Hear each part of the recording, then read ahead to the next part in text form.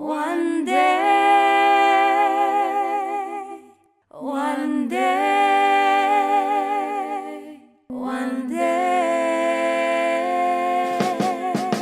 one day, one day, one day. Sometimes I lay. Anaëlle, bonjour. Coucou. Merci de nous recevoir ici, au centre Chalva à Jérusalem. C'est un peu ta deuxième maison ici, non ? C'est ma deuxième maison, c'est pas un peu. Je vis ici 24 heures sur 24. J'ai un appartement ici avec Dina, la deuxième chanteuse, Ouais. avec Sarah, la guitariste. Tu passes la plupart du temps ici aussi, Oui. dans cette salle Oui, de répétition du groupe Chalva. toute la journée.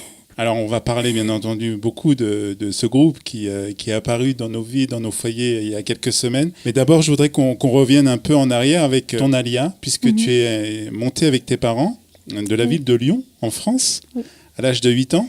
Est-ce que tu te souviens de cette période avant de venir en Israël ? Oui, je me souviens de tout. En fait, j'étudiais dans une école spéciale, spécialisée pour aveugles. Mon père, je me rappelle qu'un jour, il m'a dit « Bon, Anaëlle, on monte en Israël. » Et moi, je voulais parce que Israël, c'était waouh, quoi. C'était le pays, la Kedusha, qui nous était vraiment...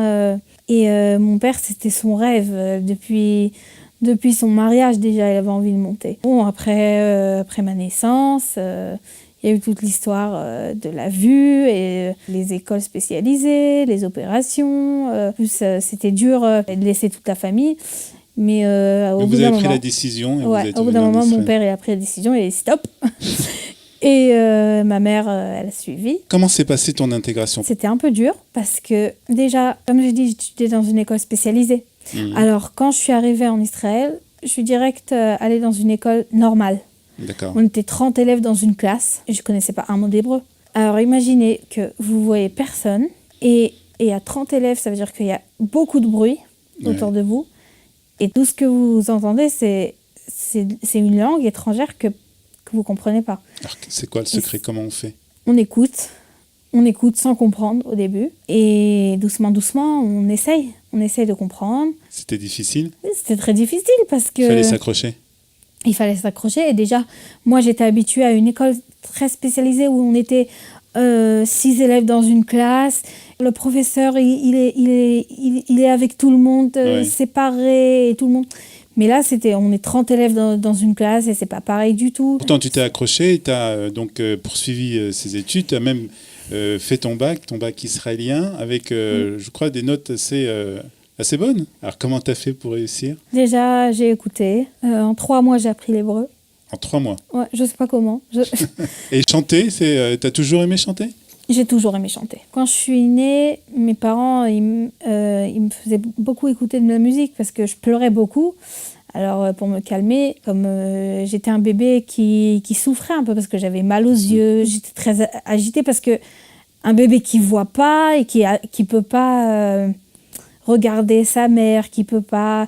C'est un peu dur. Alors, ce qui me calmait, c'était la musique. Alors, mes parents étaient obligés ou de chanter ou de mettre la musique. Donc, tu étais dans une ambiance de musique. J'ai été éduquée avec la musique. Et quand tu es arrivé en Israël, tu as continué aussi le chant ? Avant d'arriver en Israël, ok, je chantais pour moi-même, mais j'étais pas... Dire ok, j'étais une petite fille qui chantait, sympa. Mais quand je suis arrivée en Israël, comme je savais pas parler un mot d'hébreu, un jour, j'ai décidé en plein cours de chanter, comme ça. Parce que j'avais tellement envie qu'on me comprenne et que j'avais envie de reconnaissance, que les gens ils me regardent. Et j'ai commencé à chanter et là, tout le monde était waouh, comme ça. Et après, j'ai commencé à chanter dans les fêtes de l'école. Tu as continué à chanter, tu as fait aussi, je crois, un bac où tu as présenté un bac en musique. Oui. Et comment tu es arrivé à Chalva ? Ma première année de Shirut Leumi, je l'ai fait à Yad Sarah. Et j'habitais dans une dira, dans un appartement de Bet Chinuch Ivrim. D'accord. Jérusalem, spécialisé pour les aveugles. Et Dina, la chanteuse, elle habitait là-bas. C'est la deuxième soliste du groupe. Elle habitait là-bas avec d'autres filles malvoyantes. Et elle était déjà dans le groupe. Elle était seule dans le groupe. Et Shai, le directeur, il cherchait d'autres chanteuses. Ce qu'elle a fait, c'est qu'elle a appelé Shai. Elle a dit, voilà, il y a Anaëlle, elle chante très bien. Pourquoi on la prend pas ? Tu chantais déjà beaucoup dans l'appartement ? je chante à chaque fois. Moi, je fais la vaisselle, je chante, je fais tout en chantant, en fait, c'est comme ça. Et Dina, elle t'écoutait Et chanter. Dina, c'est pas qu'elle m'écoutait, c'est qu'elle m'enregistrait. Ah, t'as enregistré carrément. Ouais, elle m'enregistrait, elle envoyait à Shai. D'accord. Alors après, ce qui s'est passé, c'est que elle devait aller je sais pas où. Elle m'a dit, tiens, tu peux me remplacer pour un concert? Je dis, bon, bah, ouais, ok. J'ai fait le concert et après, il me dit, bon, bah, tu restes. Alors, le prochain concert, c'est comme ça. J'ai fait les prochains concerts. Mhm. Et après, je voulais faire une deuxième année de Chiroute. Et automatiquement, ben, j'ai décidé de faire à Chalva avec le groupe. Comment le groupe a été accueilli à ses débuts? Est-ce qu'il y avait déjà cet enthousiasme? Quand on venait en concert, bon, les gens au début, ils se disaient, oh, ils sont mignons, au début. Mais après, quand on commençait à chanter, Ouais. les gens, ils étaient... Alors, c'est ce qui s'est un peu efficaces. passé aussi à l'émission à Korchava à Exactement. l'Eurovision. D'abord, qui a eu l'idée de participer à cette émission? C'est Shai qui a eu l'idée. Ouais. Moi, j'avais très peur. Je voulais pas y aller au début. Je savais pas ce qui allait se passer. D'accord. Si on allait passer, si on n'allait pas passer. Si on a la gloire, ben, qu'est-ce que ça va nous faire? Si on va genre perdre la tête ou... Ouais. Vous allez avoir la grosse tête. Ouais. Alors moi, j'avais très peur de ça. Et je leur disais, je crois pas que c'est une bonne idée, je crois pas, laissez tomber, je crois pas qu'il faut y aller.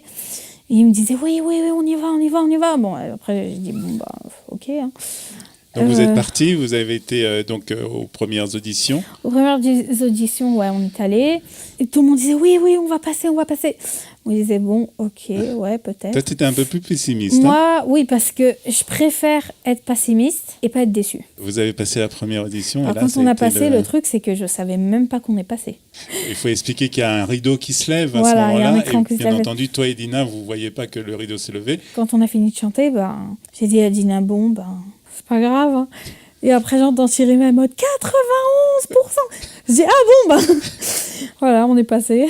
Donc vous avez passé aussi toutes les étapes. Toutes les donc je étapes. suppose que c'est vraiment un souvenir extraordinaire. C'est vraiment un souvenir, ouais, c'est extraordinaire parce que au début, bon, on est mignon, ok, on est musical, on a du talent, mais bon, il y a quand même le truc, on a un handicap, on peut pas le nier, et tout le monde regarde, et c'est mignon, et c'est gimmick. La deuxième fois, il fallait passer de 65 à 20. Alors là, je disais, bon, on va pas passer, c'est sûr, parce que là, de 65 à 20, on est mort. Et quand on l'a passé, j'ai dit, ok, alors là, on a quelque chose, parce que là, si on est dans les 20, et on est arrivé jusqu'au bout. Et vous êtes arrivé, donc vous avez passé les différentes étapes. Vous avez été les premiers à être sélectionnés pour la finale. Et une finale à laquelle vous n'avez pas participé parce qu'il a fallu prendre une décision assez importante concernant l'Eurovision. C'est que les répétitions avaient lieu le Shabbat. Et comme une partie du groupe est religieux, vous avez préféré renoncer à la participation à l'Eurovision.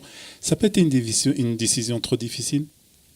Ça a été difficile, mais franchement, moi je crois qu'on a eu la bonne décision parce qu'on est restés ensemble. Et, il n'y a pas eu d'hésitation? Non, on est restés ce qu'on est en fait. Pendant les sélections, il y a une chanson qui a, je crois, ému beaucoup de téléspectateurs. C'est une chanson que tu as écrite toi, qui s'appelle Ani roeh bach mashu tov. Je vois en toi quelque chose de bien.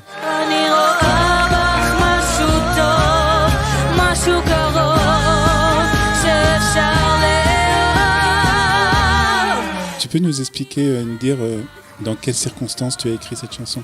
En fait, cette chanson, je l'ai écrite quand j'étais très triste et j'étais en train de pleurer. Je m'imaginais devant un miroir et que je me regarde dans le miroir et je disais non, je me déteste, je m'aime pas, j'en ai marre. Ça arrive à tout le monde en fait. Et j'essayais de trouver en moi quelque chose de bien pour un peu me calmer. Dans la chanson, je parle à quelqu'un. En fait, je parle pas à quelqu'un, je parle à moi-même, en fait, à celle qui est en face, celle qui est dans le miroir, en fait. Ouais. Je parle au miroir. Et qu'est-ce que tu lui dis? Que je vois en elle quelque chose de bien et que je peux l'aimer, je peux l'aimer telle qu'elle est et qu'elle n'est pas perdue, que tout va aller bien. Si on reste sur ce truc et dire et on n'arrête pas de dire ouais, mais ils m'ont repoussée et je suis toute seule et j'en ai marre, et jamais on avancera, en fait. Au cours des émissions, vous avez beaucoup parlé de messages. C'est quoi le message que vous avez voulu faire passer?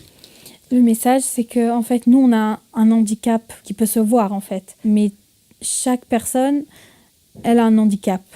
Il faut accepter les autres. Il faut accepter les Il gens faut qui sont accepter différents. les gens qui sont différents de nous et les mettre en valeur. Parce que, en fait, ils sont différents, mais ils sont exactement comme nous. Et Shalva t'a aidé justement à surmonter cet handicap? En fait, moi, mon handicap, je veux dire, j'ai jamais surmonté. Je veux dire, mon handicap, je suis née avec. Oui. Et c'est une partie de moi. Je suis même contente de l'avoir parce que si j'avais pas cet handicap, je sais pas ce que je serais aujourd'hui. Et je sais même pas si j'aurais fait de la musique. Alors Mais aujourd'hui, Shalva, le groupe est connu. Hein. Très connu. Très connu. Il y a même eu Benjamin Netanyahu qui a déclaré que pour lui, c'était le groupe qui avait gagné l'Eurovision. Quels sont les projets? Déjà, on va faire la Dakata Masuot, Yom Ha'atzmaut. La cérémonie d'ouverture des festivités de Yom Ha'atzmaut. Exactement. Et on va faire aussi la demi-finale de l'Eurovision. Vous allez donc participer quand même on à va l'Eurovision. Faire genre on va être invité, genre les artistes. Vous allez être vu par des millions de personnes, c'est impressionnant, non? C'est un peu angoissant. C'est impressionnant. Non, je sais pas, j'ai pas encore, je suis encore choquée, j'ai pas. Quel message, quel mot tu pourrais dire à des gens qui sont handicapés, qui ont un handicap et qui nous regardent? Qu'il faut aimer votre handicap, que le handicap c'est une partie de vous. Et même si c'est dur de vivre avec des fois, il faut le prendre et l'aimer. Parce que sans cet handicap, vous serez quelqu'un d'autre. Vous savez même pas qui vous serez sans cet handicap en fait. Franchement, moi je suis contente que j'ai cet handicap. Ça m'a permis aussi d'avoir de la force, de me battre. Mais si on coule dedans, si on s'appuie sur son sort, on n'avancera jamais. Alors il faut apprendre à se battre et à aimer l'handicap. Sinon on n'avancera pas. שנים הם נפתחים ונשארים סגורים, נאחזים